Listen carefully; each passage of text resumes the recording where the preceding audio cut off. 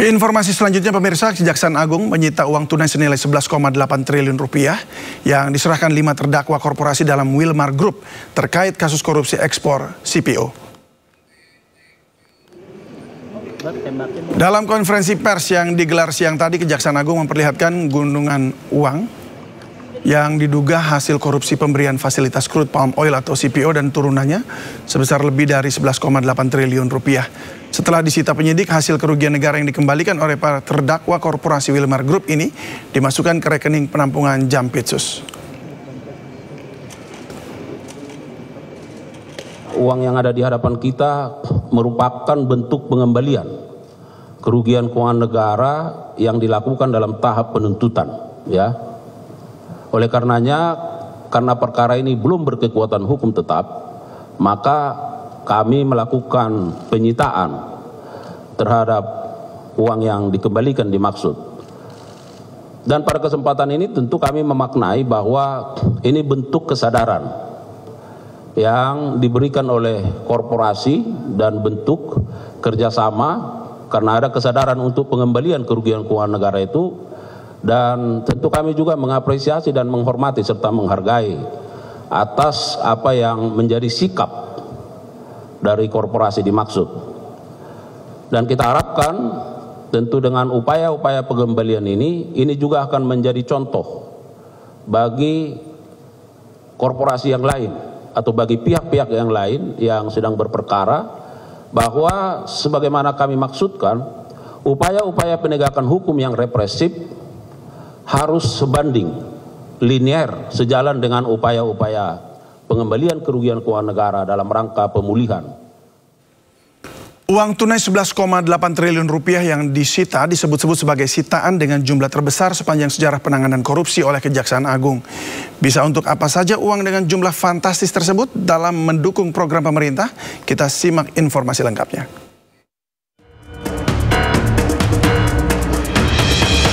Kejaksaan Agung menyita uang tunai senilai 11,8 triliun rupiah yang diserahkan 5 terdakwa korporasi dalam Wilmar Group terkait kasus korupsi ekspor minyak sawit mentah atau CPO. Nilai ini disebut-sebut sebagai yang terbesar dalam sejarah penyitaan barang bukti korupsi di Indonesia. Lantas, yang senilai 11,8 triliun tersebut bisa digunakan apa saja dalam mewujudkan program Presiden Prabowo Subianto? Pertama, program makan bergizi gratis dengan estimasi harga sekitar Rp15.000 per porsi. Uang tersebut bisa memberi makan selama setengah bulan bagi 82,9 juta siswa sesuai target pemerintah per Mei hingga Juni 2025. Kedua, program rumah subsidi sederhana untuk rakyat. Dengan estimasi biaya sekitar Rp100 juta per unit, uang tersebut bisa membangun 118.000 unit rumah. Pemerintah sendiri menargetkan membangun 3 juta rumah untuk rakyat. Ketiga, program sekolah rakyat. Kementerian Pekerjaan Umum menyebut program sekolah rakyat butuh sekitar 10 triliun rupiah untuk 2 tahap pembangunan. Jumlah sekolah yang ditargetkan mencapai 319 unit sekolah. Pengadilan Singapura menolak pengajuan penangguhan penahanan tersangka dugaan kasus korupsi IKTP Paulus Thanos. Menteri Hukum Supratman Andi Aktas menyatakan pemerintah Singapura menolak penangguhan penahanan tersangka dugaan kasus korupsi IKTP Paulus Thanos. Hal ini sebagai bentuk komitmen pemerintah Singapura atas perjanjian ekstradisi yang disepakati bersama. Pemerintah masih menunggu perkembangan terkait ekstradisi Thanos karena akan ada banding usai penolakan dari pengadilan Singapura tersebut.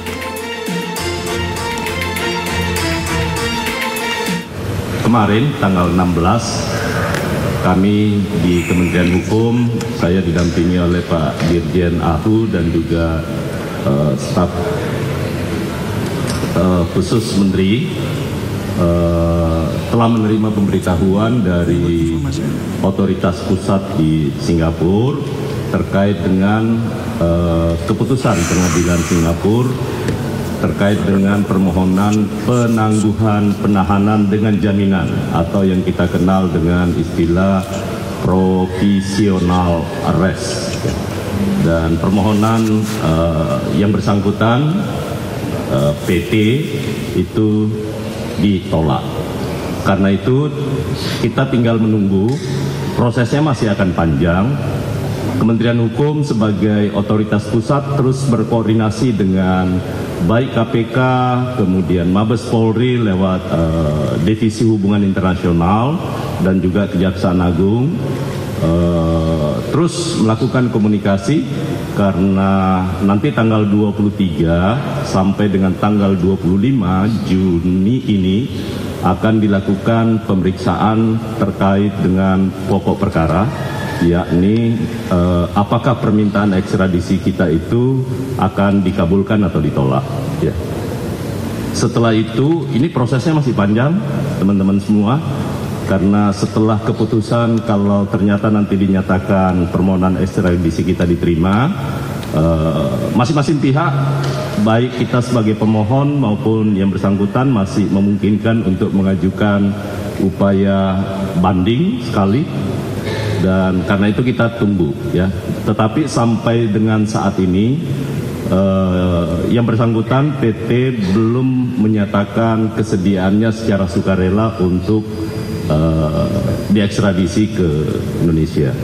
Karena itu kita lihat perkembangannya sampai dengan tanggal 23, 25 akan ada pemeriksaan di pengadilan, kemudian setelah itu akan ada putusan, dan apakah ada upaya hukum berikutnya baik oleh kita maupun oleh yang bersangkutan.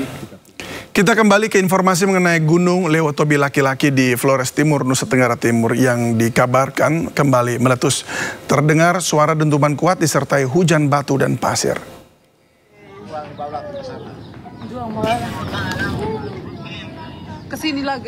Pasca erupsi terjadi status Gunung Lewotobi laki-laki meningkat dari siaga menjadi awas. Kondisi gunung labil, rawan terjadi erupsi susulan. Warga diminta tidak melakukan aktivitas dalam radius 6 km dari puncak gunung. Warga diminta waspada karena potensi banjir lahar mengalir pada sungai berhulu di puncak gunung. Kemungkinan besar banjir lahar terjadi jika diguyur hujan deras. Dampak abu vulkanik disemburkan dari puncak gunung, warga diminta memakai masker untuk menghindari gangguan sistem pernafasan. Erupsi Gunung Lewotobi laki-laki berdampak terhadap aktivitas penerbangan di Bandara I Gusti Ngurah Rai, Bali. 32 jadwal penerbangan dibatalkan karena status erupsi, 12 jadwal keberangkatan internasional, dan juga ada 5 penerbangan domestik. Pihak maskapai memberikan pilihan penumpang untuk pengembalian dana, penjadwalan ulang, atau pengaturan rute ulang.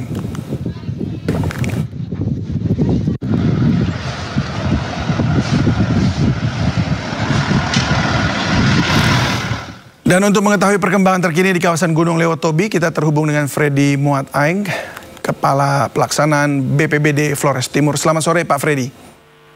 Selamat sore Pak, selamat sore. Ya, terima kasih Pak sudah bersedia bergabung bersama kami. Pak, bagaimana kondisi erupsi di Gunung Lewotobi saat ini Pak? Baik, terima kasih. Memang Gunung Lewotobi laki-laki, dia mulai erupsi tahun 2023, berlanjut terus 2024, sampai dengan 2025 tahun ini. Kemarin, 3 minggu kemarin dia agak mereda, artinya tidak erupsi. Tapi kemarin memang tanggal 17 kemarin memang dia erupsi yang sangat dahsyat. Dengan itu kemarin terjadi pukul 17.35. Itu dengan tinggi abu itu teramati kurang lebih 10.000 meter, artinya 10 kilo dari atas puncak dan 11.000 meter dari permukaan laut. Dan erupsi yang terjadi kemarin memang erupsi yang terdahsyat sepanjang tahun 2023 sampai dengan saat ini. Karena tinggi sekali. Tinggi sekali, memang kami melihat itu seperti cawan tinggi sekali. Nah, apakah ada laporan korban akibat erupsi yang terjadi, Pak? Tidak ada korban jiwa, karena sebelumnya ada 6 desa yang berada di dalam kawasan rawan bencana Gunung Lewotobi. Itu kita sudah ungsikan sejak terjadi erupsi bulan November kemarin. Itu kita sudah fungsikan, dan 6 desa, warga di 6 desa kita sudah relokasi sejak kemarin itu di tempat pengungsian di Huntara maupun di secara mandiri. Ya. Ini sekarang statusnya apa Pak? awas begitu Pak ya? Sejak kemarin statusnya sudah dinaikkan ke level awas. Level awas.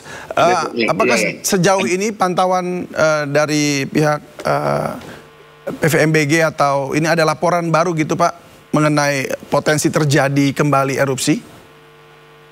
Ya, jadi laporan untuk untuk hari ini dia masih erupsi dengan tinggi kolom abu yang teramati 1000 meter di atas puncak dan 2000 ini di atas permukaan laut. Ya. Hari ini masih erupsi tapi tidak sedahsyat kemarin. Oh, tidak sedahsyat kemarin ya. Sementara yang kemarin adalah yang terdahsyat dalam 3 tahun terakhir Pak ya? Iya, ya. Baik. Ya, mencapai 10 kilo lebih, 10 meter. Baik, sampai kapan status awas ini akan terus diberlakukan dan bagaimana dengan masyarakat yang kemungkinan ingin kembali beraktivitas begitu? Kita tetap kondisi gunung ini kita tidak bisa memprediksi kapan dia berakhir erupsi. Hanya pemerintah kabupaten selalu menghimbau, menyampaikan kepada para camat, kepala desa untuk kita bersama-sama menghimbau warga masyarakat untuk tetap beraktivitas di luar 6 km, jangan beraktivitas di kawasan rawan bencana. Nah, ada 6 desa yang masuk dalam zona merah, tapi itu kita semua kemarin kita sudah evakuasi mereka. Jumlah secara keseluruhan pengungsi sampai dengan saat ini 1.589 KK dengan 5.824 jiwa. Mereka ini kita sudah ungsikan ke ada yang di pos lapangan, ada yang mengungsi secara mandiri, ada juga yang pemerintah melalui BNPB sudah menyiapkan hunian sementara. Baik, hunian sementara ini dalam artian tenda-tenda darurat begitu Pak ya? Tidak hunian sementara, sesudah dalam bentuk rumah. Oh begitu. Itu apakah ya, semua sudah sementara bisa masuk ke dalam hunian sementara? Artinya cukup begitu? Ya, sejak November kemarin yang sudah masuk itu sebanyak 449 KK dengan 1.817 jiwa. Jadi itu BNPB sudah membangun 90 kopel, masing-masing kopel dengan 5 rumah tangga. Sehingga kemarin sudah masuk itu 450 KK dengan 1.817 jiwa. Baik, bagaimana dengan bantuan logistik begitu Pak untuk para keluarga atau yang terdampak begitu? Ya, bantuan logistik pemerintah kabupaten selalu mendistribusikan makanan, air minum, masker dan juga kebutuhan-kebutuhan lain untuk pengungsi, baik di Huntara, di pos lapangan maupun untuk pengungsi mandiri. Baik, untuk sementara ini kan mereka juga tidak bisa bekerja untuk menghasilkan uang begitu Pak ya. Apa yang bisa mereka lakukan untuk bisa mempertahankan penghidupan keluarga? Jadi pemerintah juga sudah siapkan. Pemerintah melalui BNPB bagi mereka yang tidak mengungsi di pos lapangan secara mandiri dan juga mereka yang tidak di Huntara, mereka diberikan dana tunggu hunian. Itu langsung dari BNPB. Dana tunggu hunian sebesar 600.000 per bulan dan ini sudah berjalan dari bulan Januari kemarin. Baik kalau gitu. Terima kasih Pak Freddy Muat Aing, Kalak BPBD Flores Timur sudah berbagi bersama kami di Sindo Sore. Salam sehat selalu Pak.